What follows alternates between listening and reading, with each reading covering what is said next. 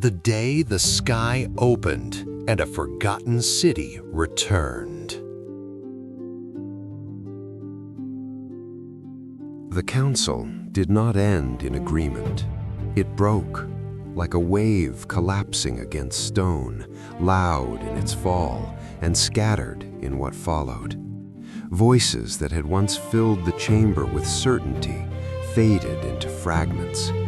Papers were gathered too quickly, chairs scraped against stone, and the weight of unfinished decisions lingered, heavier than anything that had been spoken aloud. Sarah was the first to leave, precise, controlled as always. She offered Ilan nothing more than acknowledgement, the quiet respect of law without comfort. Edrican followed, already thinking ahead, already turning conflict into systems, problems into structures, as though order alone could hold together something that was already beginning to fracture. Volcarius did not leave so easily. He remained, hands pressed against the table, staring at Ilan as if silence itself could be forced into decision.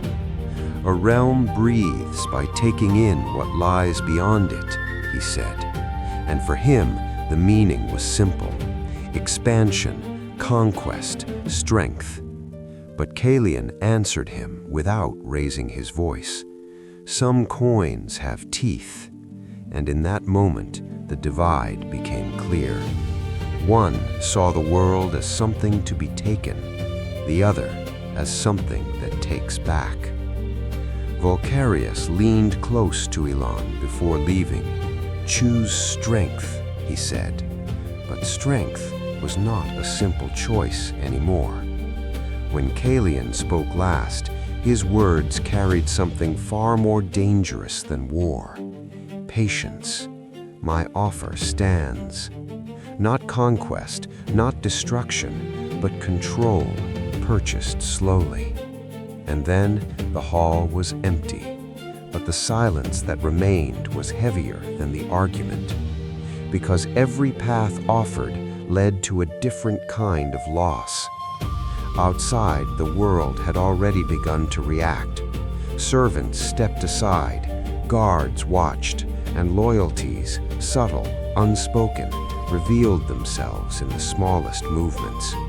Elioren was no longer unified. It was divided, quietly and completely. Normendus felt it, a man built for order, trapped in a moment where order no longer held. They spoke as if the realm were a fire, and each wished to put their hand into it, he said. And Ilan knew that every one of them would be burned. Before he could respond, something changed. The corridor shifted, the air tightened, and she arrived. Thalinus. She needed no announcement, no escort, no title spoken aloud. Presence alone made space for her. She listened, not just to words, but to what had not been said. Law, control, conquest, coin. 4 paths, none without consequence. And when Ilan spoke of Ilan's offer, her understanding came instantly. 10 years, not aid, control extended. Agreements behave as men behave, she said, and men behave according to their hunger. The truth settled in silence. War would break the treasury, coin would bind the kingdom, and doing nothing would let everything collapse slowly. There was no safe path forward, only choices and consequences. And then something unexpected arrived, a message. No seal of any known house, no name, only intention. It had been carried in secrecy, offered with coin, and delivered directly into the king's hand. Tonight, the message said, where stone meets water, a place chosen for silence and for escape. A trap, perhaps, or something far more dangerous. Opportunity. Ilan did not refuse it, because he understood something the others did not. Someone beyond the kingdom already knew its weakness and believed it could be bought. That night, he went alone. No banners, no guards, only a king walking into uncertainty. At the river's edge, where stone met water, he was not kept waiting. They emerged from shadow, two figures, one silent, one certain. "I am Orvanis," he said. And when Ilan asked from where he came, the answer changed everything. Altaron, a name not spoken lightly, a name half remembered, half believed, a kingdom of the skies, not legend, not anymore. Orvanis did not speak of war, he spoke of exchange, of gold, enough to restore Elioren, enough to save it. But in return, he asked for something buried, something hidden beneath the kingdom itself, a sacred ore, ancient, forgotten, dangerous. And then he said something that cut deeper than any demand. "Your mother knows its name." In that moment, the problem changed. This was no longer about coin or war or power. It was about something older, something hidden, something Elioren had built itself upon. Ilan refused to answer, because some decisions cannot be made in the dark. But he took the coin, and with it, the weight of what was coming. That night, sleep did not come, because one thought refused to leave him.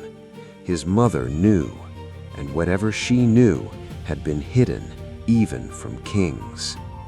Before dawn, he went to her, and this time she did not deny him. "In the morning, I will show you." Not tell, show.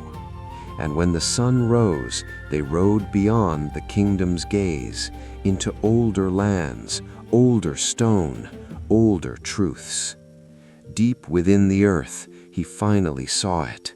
Black veins running through the stone, shining like something alive. Not gold of the sun, but something deeper, something that did not belong to light. "Umbrael," she said, "a tether, a chain, a road between worlds."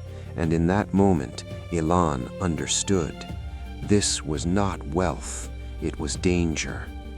The earth trembled, the sky changed, and above them something began to rise, not from the ground, but from the heavens. Altaron, not hidden anymore, not distant, present.